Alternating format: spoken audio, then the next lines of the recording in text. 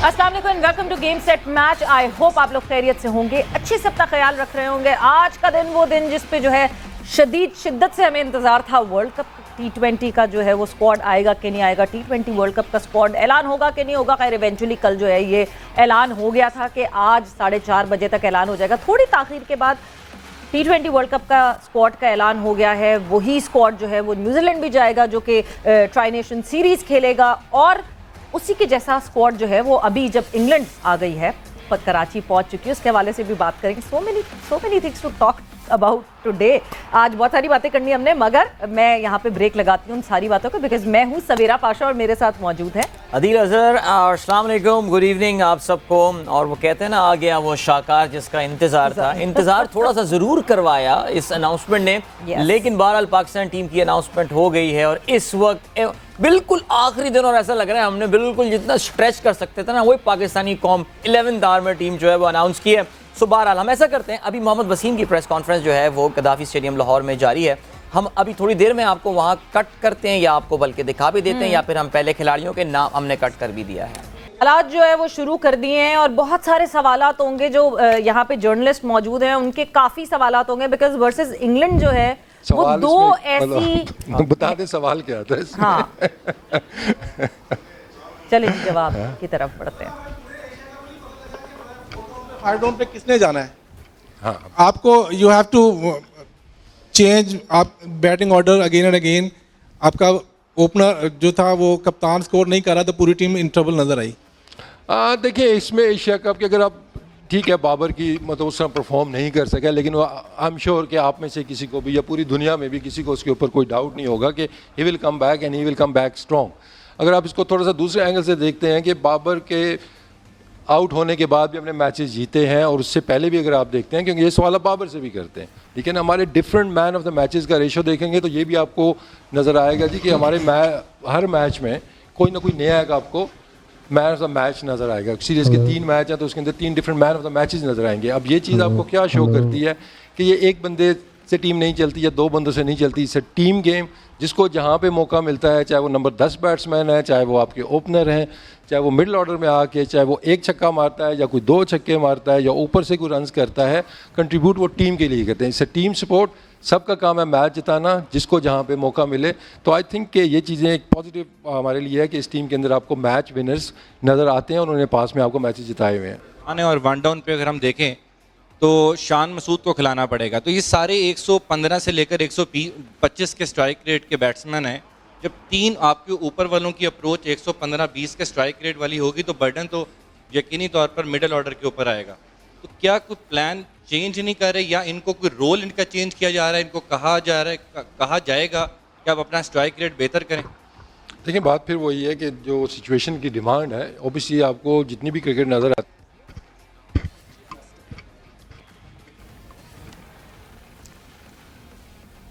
सो गुफ्तगू हो रही है, सवालात पूछे जा रहे हैं, मगर सवालात के जवाबात वही घूम घूम के वही बात वही जवाब दिए जा रहे हैं। सिचुएशन पे, जिस तरह सिचुएशन पे खेला जाएगा, जो सिचुएशन रिक्वायर्ड होगी। एशिया कप के फाइनल में 170 का टारगेट जो है वो हमने अचीव करना था, बट सिचुएशन के हिसाब से नहीं खेले ओपनर्स। यानी वो सवाल जो कि बार बार अदील, जो अब गेम सेट मैच में भी, कल भी हमने ये सवाल उठाया, जो उमर फारूक कॉल्सन ने बात की थी कि टॉप ऑर्डर हमारा स्लो खेलता है, इस वजह से मिडिल ऑर्डर को मसला होता है, और हम बार बार कहते हैं मिडिल ऑर्डर का मसला है। वो सवाल रेगुलरिटी में अभी हमने 2 जर्नलिस्ट को देखा, वही सवाल उन्होंने पूछा। सवेरा द पॉइंट इज कि ज़ाहिर है टीम सिलेक्शन एक ऐसी चीज़ है कि जिससे आप सबको मुतमईन नहीं कर सकते। हमने बहुत पहले ये बात बोल दी थी कि कोई मैसिव सर्जरी एक्सपेक्ट मत कीजिएगा। एक बहुत ही एक कॉस्मेटिक सी चेंज होगी, जो बहुत ज़रूरी चेंजेस होंगी वो होंगी। बहरहाल जी, हमारे साथ अब हमारे अपने एक्सपर्ट मौजूद हैं, हमारे अपने लाला शाहिद खान आफिदी हमारे साथ ज्वाइन कर चुके हैं। अस्सलाम वालेकुम Lala, and welcome to game set match. अस्सलाम वालेकुम अदील, अस्सलाम वालेकुम सवेरा, खैरियत से हैं आप लोग? वालेकुम अस्सलाम लाला। लाला, आपको टीम बताती चलूं मैं, और उसके बाद हम डिस्कशन आगे बढ़ाते हैं प्लीज।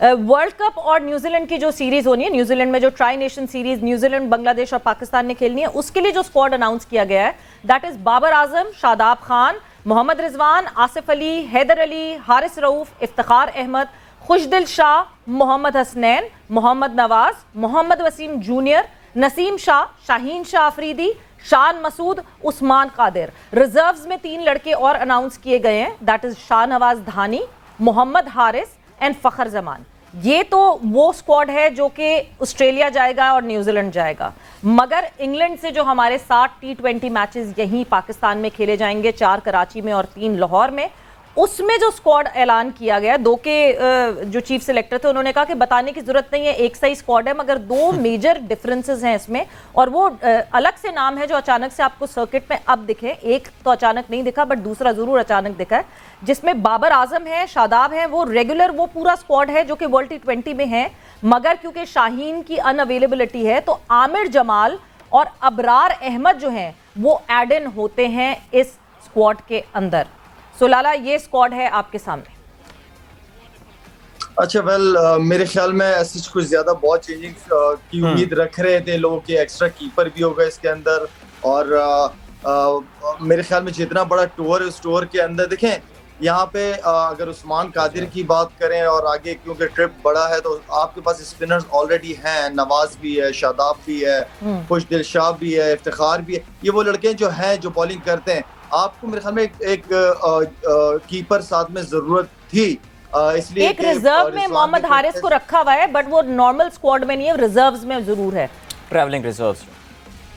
हाँ, तो आई मीन कि वो नहीं है स्क्वाड में ना, जो स्क्वाड है, लेकिन उसको 15 लड़कों में होना चाहिए था, वहाँ जरूरत पड़ सकती थी। मोहम्मद रिजवान की फिटनेस हम सबके सामने है, स्ट्रगल करता है, उसको रेस्ट चाहिए होता है, ऐसे नहीं कि उसको रेस्ट नहीं, कंटिन्यू सारी क्रिकेट खेलेगा। हमें एक रेगुलर, ठीक है हारिस की बात कर रहे हैं, आप सरफराज पे भी चांस ले सकते थे, सरफराज को लेके जा सकते थे आप, तो आई मीन लेट्स सी। अभी इंग्लैंड की सीरीज भी इंपॉर्टेंट है, इसके अंदर भी 2 चेंजेस इन्होंने किए हैं। आई मीन कि चलो यहाँ पे तो चेंजेस बनती थी क्योंकि थोड़ा सा प्लेयरों को रेस्ट भी मिल जाए, और इसमें से ये मैं बता दूं, अगर इन दोनों लड़कों में से किसी ने परफॉर्म किया तो ये चले भी जाएंगे, आई मीन इनको भी रिजर्व में रख ही देंगे इन दोनों में से। हाँ, कुछ इसमें लाला नए नाम भी हैं इंग्लैंड के दौरे के लिए। एक आमिर जमाल का नाम जो है वो ज़रा लोगों ने सुना है, कुछ लोगों को उसमें हैरत भी हुई होगी, बिकॉज आमिर का भी हम जो नेशनल T20 चल रहा है उसमें हम रिकॉर्ड भी चेक कर रहे थे। 7 मैचेस में 8 विकेटें लिए हैं, 159 रन उन्होंने बनाए हैं।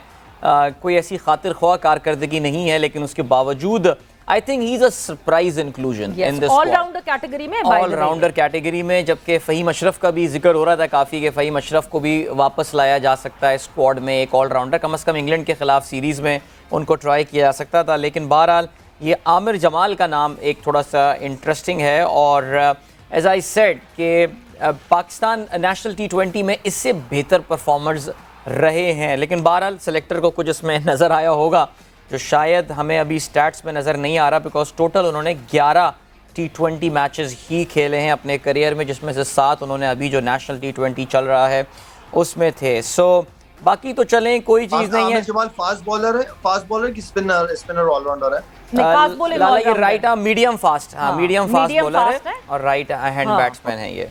27 और 11 मैचेस खेले अभी तक, सिर्फ 11 मैचेस, यानी पिछला जो T20 नेशनल T20 था उसमें इनके रीजन ने इनको पूरा मौका नहीं दिया था। इन्होंने गालिबन सिर्फ 3 से 4 मैचेस खेले थे पिछले सीजन में, 4 मैचेस खेले थे, और अभी इस सीजन में जो 8 मैचेस हुए हैं उसमें से 7 मैचेस। बड़ी मजेदार सिलेक्शंस होती हैं लाला वैसे ये वाली, आउट ऑफ नोवेयर, यानी हम तैयब को एक्सपेक्ट कर रहे थे हाईएस्ट रन गेटर, चेंजेस करो, लेकिन आप यहाँ पे ना एज अ सीनियर क्रिकेटर जो इसका एक्सपीरियंस है वो वापस, जारी बात है, वो कमबैक करने की कोशिश भी कर रहा है वो टीम के अंदर दोबारा, और यूटिलाइज क्रिकेटर है। फ़हीम अशरफ का नाम लूंगा मैं यहाँ पे, मेरे ख्याल में वो आपके पास एक ऑप्शन थी कि आप उसको यहाँ पे ट्राई कर सकते थे, 3-4 मैचेस ऊपर खिला सकते थे, दे सकते थे। इवन कि मैं कहूंगा कि आप शुएब मलिक को ट्राई कर सकते थे, आप शुएब मलिक को यहाँ पे इंग्लैंड के खिलाफ 3-4 मैचेस देने चाहिए थे, दे देते उसको। हमें एक बैट्समैन की जरूरत है उस एरिया में। अच्छी बात है कि शान मसूद वापस आए, इसमें मुझे खुशी है, वो डिजर्व करता है वो लड़का, लेकिन शुएब मलिक का जो एक्सपीरियंस है और वो कंटिन्यू उस नंबर पे खेलता रहा है, तो आई मीन इट्स गुड, ठीक है। लाला वैसे शुएब मलिक का आपने जिक्र किया, आपको लगता है कि शुएब मलिक ने जो वो ट्वीट किया था एशिया कप ख़त्म होने के बाद, और फिर एक पूरी मीडिया में, सोशल मीडिया पे लग रहा था एक कैंपेन चलाई जा रही है शुएब मलिक को वापस लाने के लिए, हमारे कुछ जर्नलिस्ट फ्रेटर्निटी के लोग भी एक्टिव हुए थे, कुछ और बड़े पॉपुलर लोग उनके हक़ में ट्वीट कर रहे थे, आपको लगता है वो ट्वीट उनका और उसके बाद जो कैंपेन चलाई गई है वो नुकसान कर गया उनके लिए? ऐसी मेरा नहीं ख्याल कि शोएब मलिक को करना चाहिए था। शोएब मलिक को जरूरत नहीं थी, थोड़ा सा इंतजार करना चाहिए था, टीमें अनाउंस होनी थी। लेकिन अगर मेरी आप बात पूछे तो मैं समझता हूँ कि शोएब मलिक डिजर्व करता है। वो लड़का दुनिया में हर जगह उसने क्रिकेट खेली है, इस नंबर पे हर जगह परफॉर्म करता है। दुनिया की हर फ्रेंचाइज की चॉइस शोएब मलिक होती है। फिट है, सबसे ज्यादा फिट है, एक्सपीरियंस है।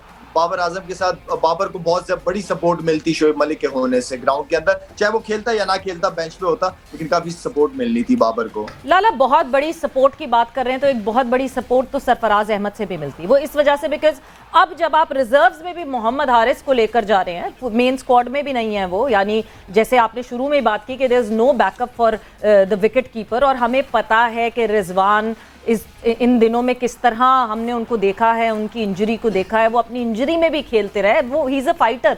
मगर आप कितना जेपरडाइज कर सकते हैं पाकिस्तान टीम की परफॉर्मेंस को जब आपका विकेट कीपर मेन प्लेयर जो है वो प्रॉपर्ली फिट ना हो। सो सरफराज की मैं इस वजह से बात कर रही हूँ बिकॉज जब मैं मोहम्मद हारिस का अभी रिसेंटली नेशनल T20 का रिकॉर्ड देखती हूँ which is not good at all, मतलब बहुत बुरी परफॉर्मेंस रही है उनकी। तो सवेरा आपने हारिस को खिलाया ना, तो वही वाली बात है जिसको हमने पहले भी बात की थी कि अगर हारिस को खिलाना है तो फिर ऊपर नंबर पे खिलाओ। उसका 5वें 6ठे नंबर पे कोई रोल ही नहीं है उस लड़के का।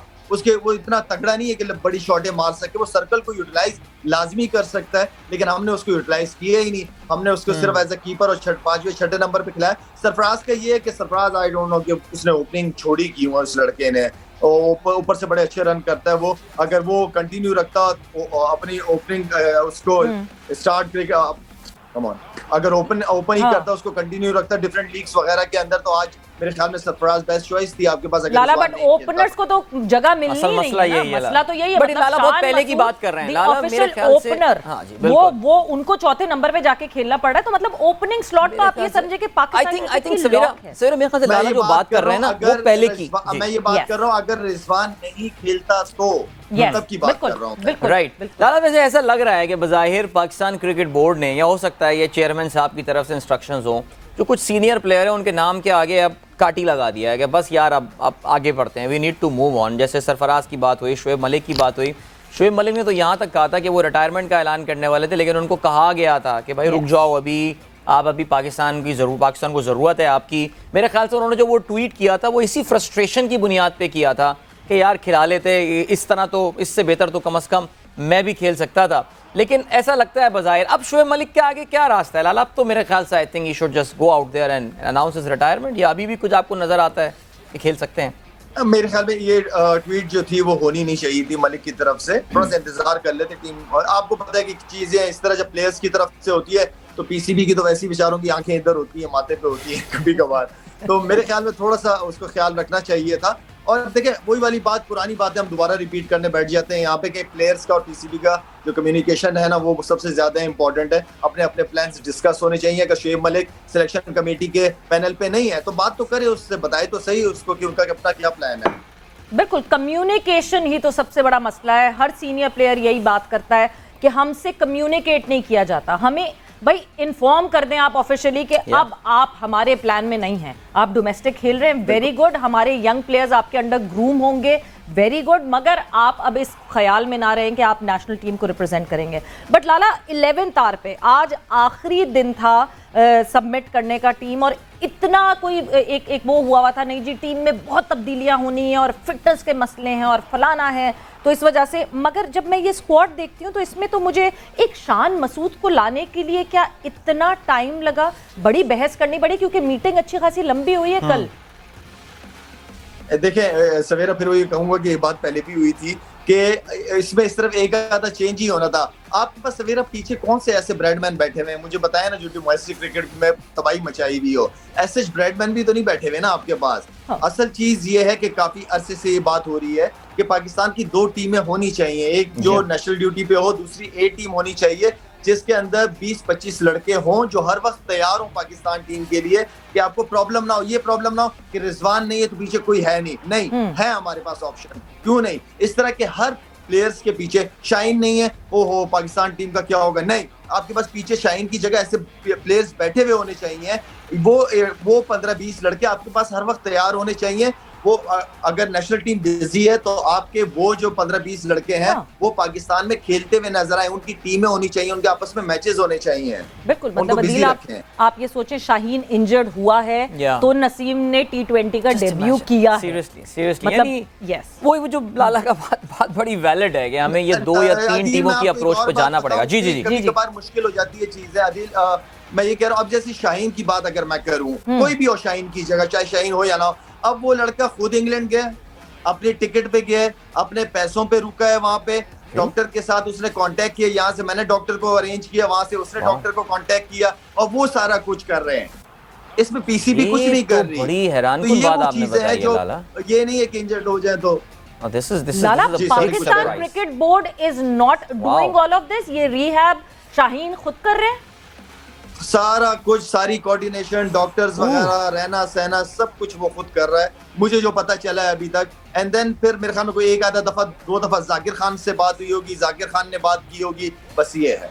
रमीश राजा 1 महीना 22 दिन बर्मिंघम में रहकर आए हैं और as far as I know PCB was bearing all the expenses। तो मतलब मुझे समझ नहीं आ रहा कि कहाँ तोला जाए इस चीज को।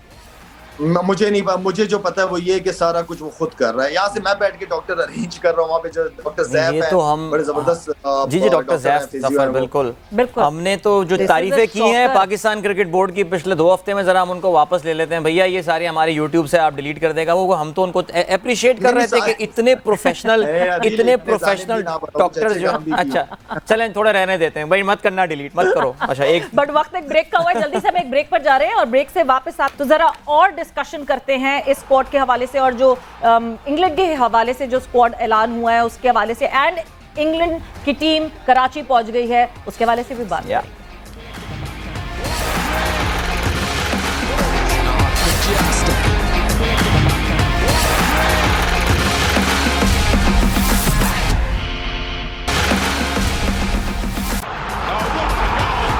And welcome back to game set match. बात हमारी हो रही है जो स्क्वाड्स अनाउंस हुए हैं, क्योंकि जाहिर सी बात है 2 स्क्वाड अनाउंस हुए हैं।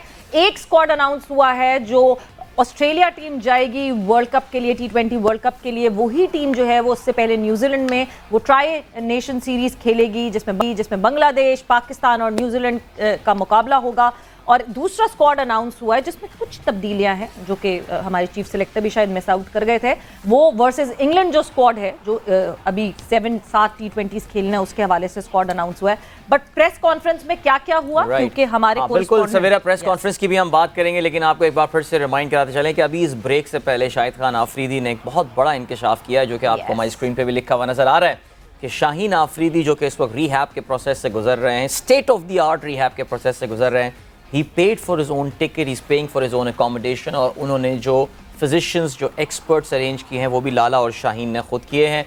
ये एक काफ़ी बड़ा इंकशाफ है। पाकिस्तान का प्राइम बॉलर जिसकी इंजरी के बारे में we all agree that PCB सही गालबन हैंडल नहीं कर रहा था, अभी ठीक हो रहा है, अभी ठीक हो रहा है, साथ ट्रैवल कर रहा है, ये सारी चीज़ें, ये ऐसा मामला है जिसकी ज़ाहिर है हम कोशिश करेंगे कि इसकी मजीद तय में जाएं और पाकिस्तान क्रिकेट बोर्ड का भी पर्सपेक्टिव हम कोशिश करेंगे कि इसमें लेकर आपके साथ शेयर करें। इवेंचुअली मुझे लगता है शाहीन ने कहा होगा मुझे माफ करो, मैं खुद कर लेता हूं। At the end of the day होता है बाज लोगों में, वरना I mean Shaheen wants to play in the T20 world cup, he is a very very important player for Pakistan of course. इस वक्त ये भी बताते चलें जी, शूट पाकिस्तान क्रिकेट टीम में वापस आ गए हैं। अभी नेशनल T20 का मैच भी चल रहा है और अभी शान जो है वो बैटिंग करने के लिए आए हैं बलूचिस्तान के लिए। अच्छी बैटिंग करनी पड़ेगी उनको बिकॉज टीम ज़रा उनकी मुश्किलात से 2-4 है। इस मैच का भी खैर अब नतीजा जो आएगा वो हम बता देंगे कल आपको प्रोग्राम में। लाला हमारे साथ एक बार फिर से जो है वो शामिल है। और लाला, पाकिस्तान के स्क्वाड की तो हमने बहरहाल बात की, आपने वो शाहीन के हवाले से इंकशाफ भी किया। अभी बात करते हैं ज़रा इंग्लैंड के। अच्छा नहीं, इंग्लैंड के दौरे पाकिस्तान से पहले शान मसूद का मैं अभी जिक्र कर रहा था। $1 मिलियन किस नंबर पे खेलते हुए नजर आ रहे हैं? आप कप्तान हैं, आपको ये टीम स्क्वाड दिया गया है, आप स्ट्रेटेजिस्ट हैं टीम के, आप किस नंबर पे शान को खिलाएं? क्या ये फखर वाले नंबर लेंगे या कुछ रद्दोबदल आपको होता हुआ नजर आ रहा है बैटिंग ऑर्डर में? देखिए, आप शान से ओपन भी करा सकते हैं, शान ओपन करके बाबर नंबर 3 या रिजवान नंबर 3, इनमें से कोई भी आपस में एक दो ऊपर नीचे नंबर कर सकते हैं। अगर इन्होंने कोई और प्लान किया हुआ है देन नंबर 4 पे भी वो खेल सकता है, लेकिन 4 पे मेरे ख्याल में आप खिलाया पूरे सीरीज, आपने इसी को खिलाया, इफ्तिखार खेला है मेरे ख्याल में 4 पे, तो आई थिंक ये ऊपर के नंबर पे ही होगा।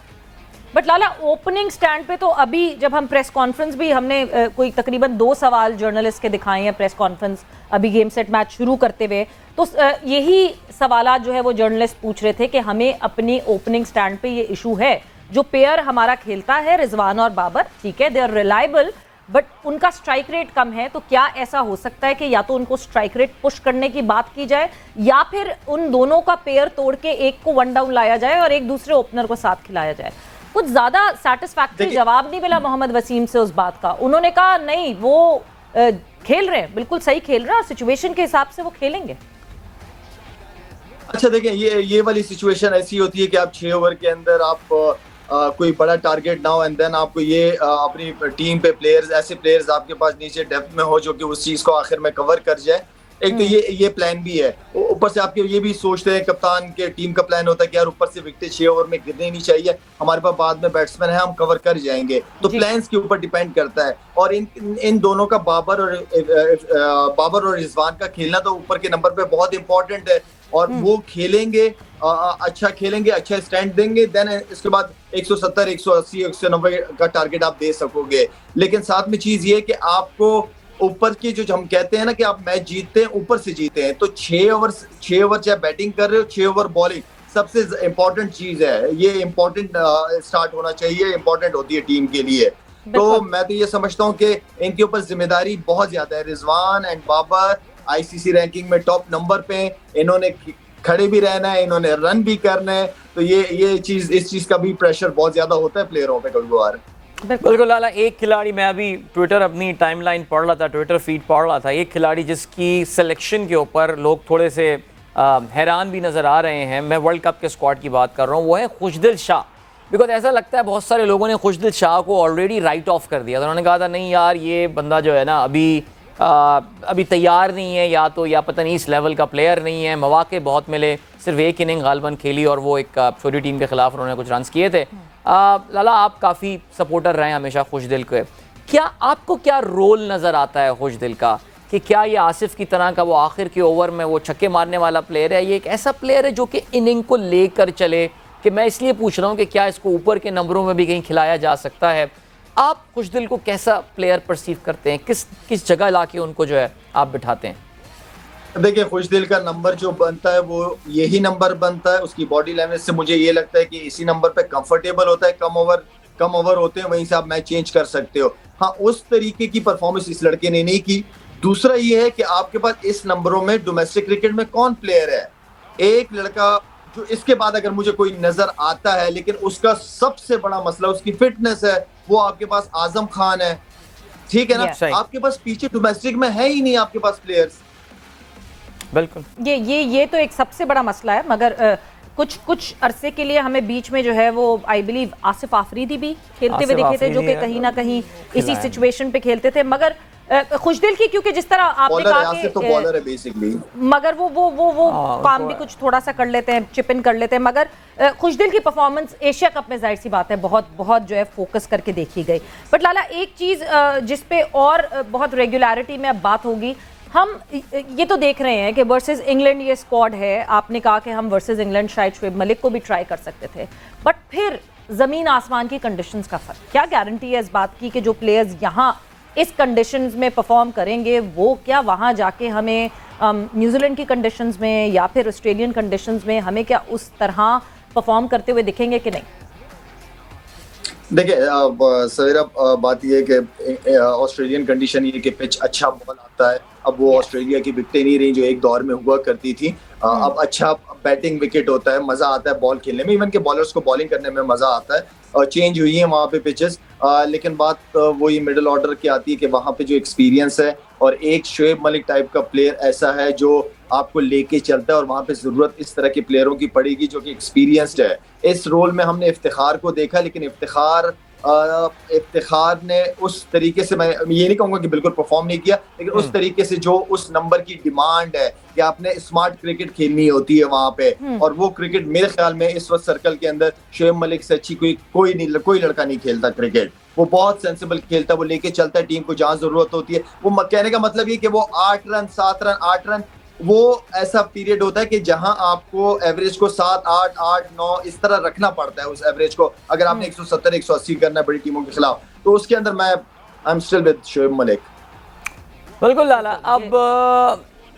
अब ऑस्ट्रेलिया में वर्ल्ड कप हो रहा है, आपने ऑस्ट्रेलिया में बहुत क्रिकेट खेली है, स्क्वाड आपके सामने है, कंडीशंस आपने देखी हुई हैं, आपकी रियलिस्टिक एक्सपेक्टेशंस क्या नज़र आ रही हैं इस पाकिस्तान क्रिकेट टीम से कि ऑस्ट्रेलिया में, क्योंकि हर कोई, क्योंकि ऑस्ट्रेलिया के साथ इशू ये हो गया, वहाँ जब भी टूर्नामेंट होता है हम 1992 से लिंक कर देते हैं। 1992 में भी ऐसा ही, भाई माफ़ कर दो यार, उसको अब 30 साल से ऊपर हो चुके हैं।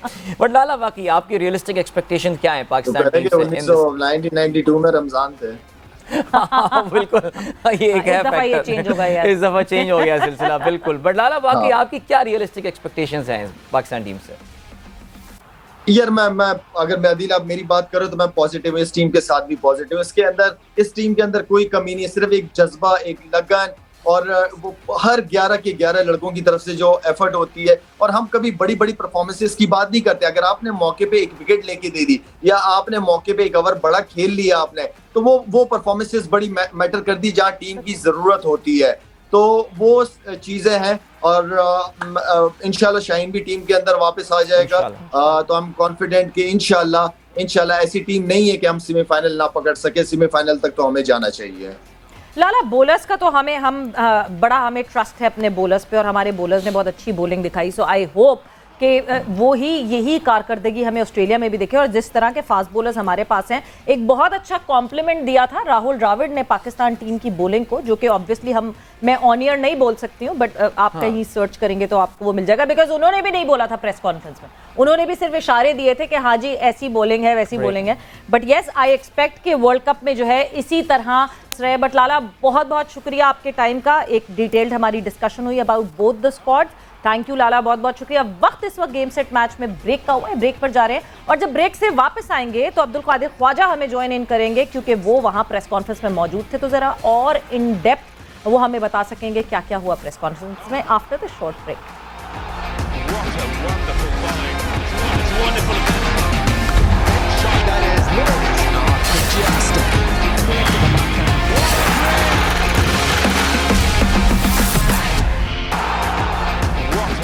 गेम सेट मैच में एक दफ़ा फिर से खुश आमदीद, और डिस्कशन हमारी हो रही थी स्क्वाड के हवाले से। शाहिद खान आफरीदी हमारे अपने लाला मौजूद थे साथ, और काफ़ी डिटेल डिस्कशन हुई।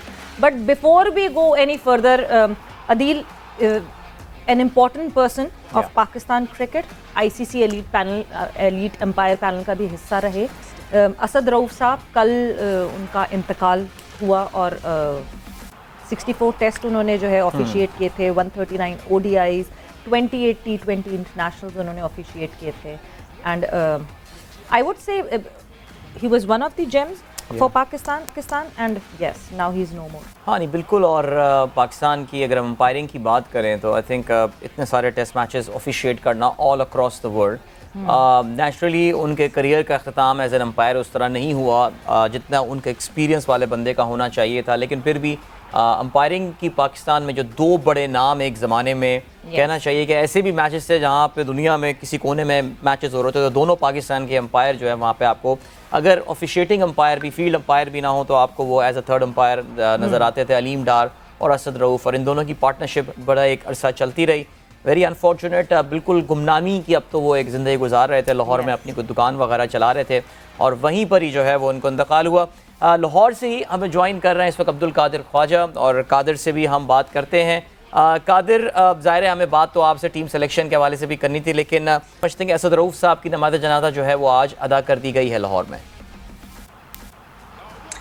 बिल्कुल अदील, बड़े अफसोस की बात थी कि गुज़श्ता रोज़ जो है वो आईसीसी एलीट एम्पायर जो साबिक एम्पायर थे उनकी वफात हुई दिल का दौरा पड़ने की वजह से, और घर जा रहे थे दुकान बंद करने के बाद, जबकि उनकी रिहाइश जो है वो डीएचए में है, और वहाँ पर जा रहे थे तो अचानक जो है वो दिल में तकलीफ महसूस हुई। उनके भाई जो ताहिर थे वो भी उनके हमराह थे, तो उनको फौरी तौर पर हॉस्पिटल लेके जाया गया, लेकिन वो जांबर ना हो सके और दिल का दौरा जो है वो मौत का सबब बना। और उसके बाद आज जो है जोहर की नमाज के बाद जो है उनको मनो मट्टी तले जो है वो दफन कर दिया गया।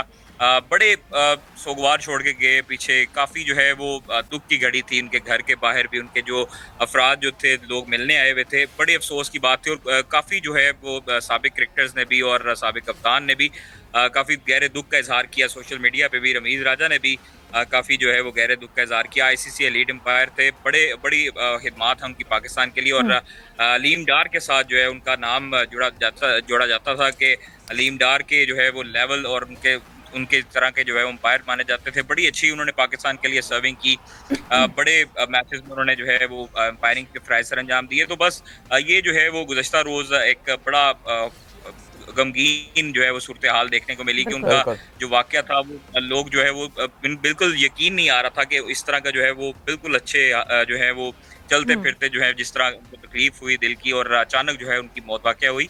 तो बड़ा दुख है, तमाम जो क्रिकेट हल्के हैं, तमाम जो क्रिकेट जो शायकीन हैं वो भी काफ़ी गम में मुब्तला हैं। बिल्कुल बिल्कुल। कादिर, अच्छा कादिर, आप मौजूद होंगे जब प्रेस कॉन्फ्रेंस हुई, आज चीफ सेलेक्टर ने जो प्रेस कॉन्फ्रेंस की है, कुछ सवालात तो हमने सुने जिस पे बार बार ओपनिंग स्टैंड की बात हो रही थी, और क्या बातें की गई और कौन से सवालात चीफ सेलेक्टर से पूछे गए, और क्या कोई कन्विंसिंग जवाब मिले मोहम्मद वसीम की तरफ से?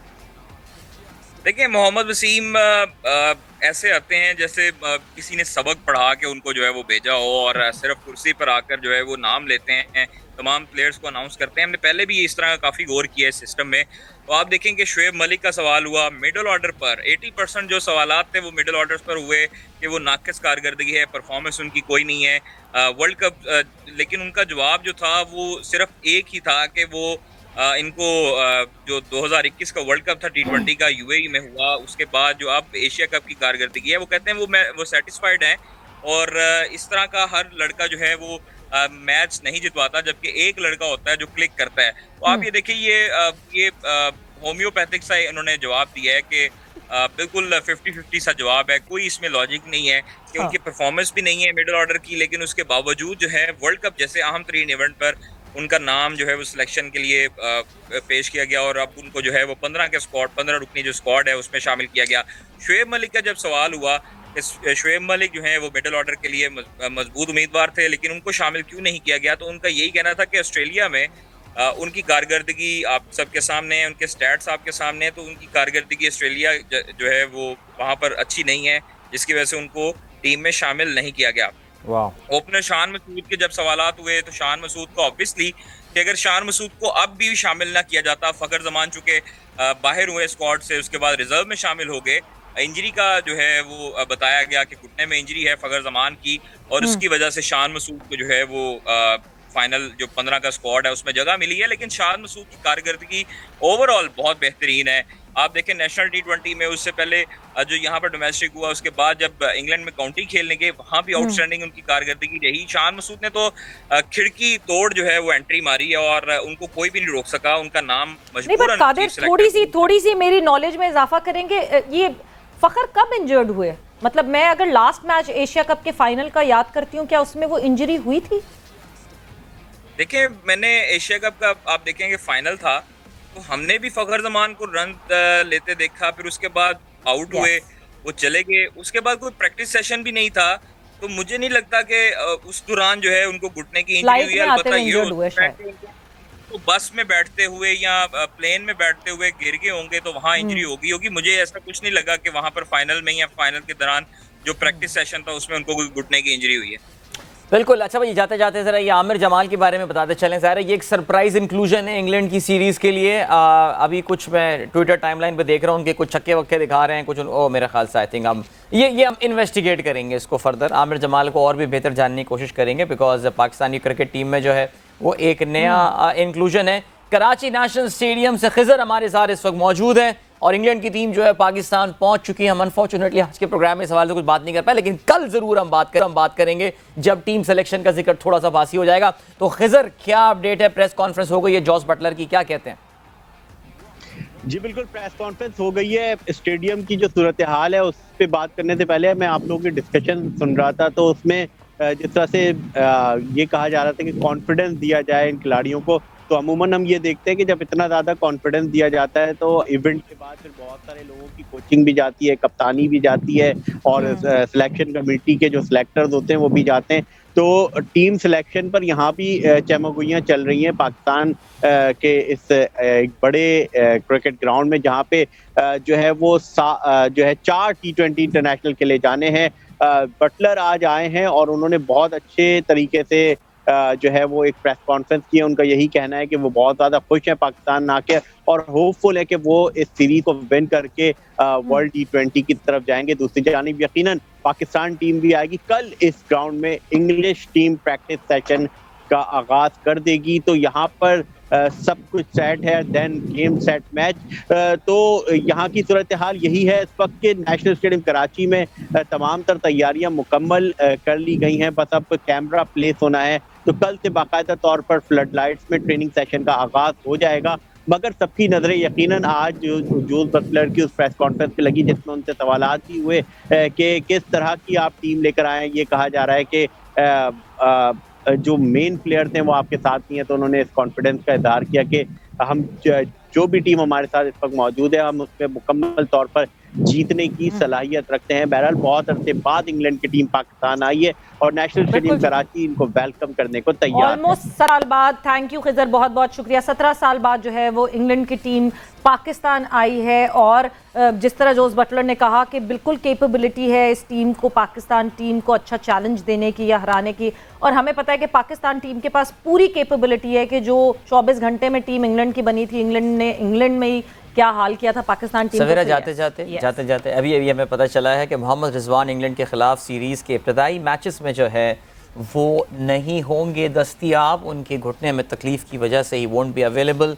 सो मोहम्मद हारिस उनकी जगह जो है वो विकेट कीपिंग कर रहे होंगे। बिल्कुल, मोहम्मद हारिस वो जो कि 8 मैचेस खेले हैं जिन्होंने नेशनल T20 में 147 रन्स बनाए at the average of 18 runs और स्ट्राइक रेट 126 था। तो yes, Mohammad Haris would be playing. And now you know why Sarfaraz is not in the squad. चलें जी, इसी बात के साथ अदील और सवेरा को इजाजत दीजिए। इंशाल्लाह कल एक बार फिर आप लोगों से मुलाकात होगी गेम सेट मैच में। Till then good bye, God bless and अल्लाह हाफिज।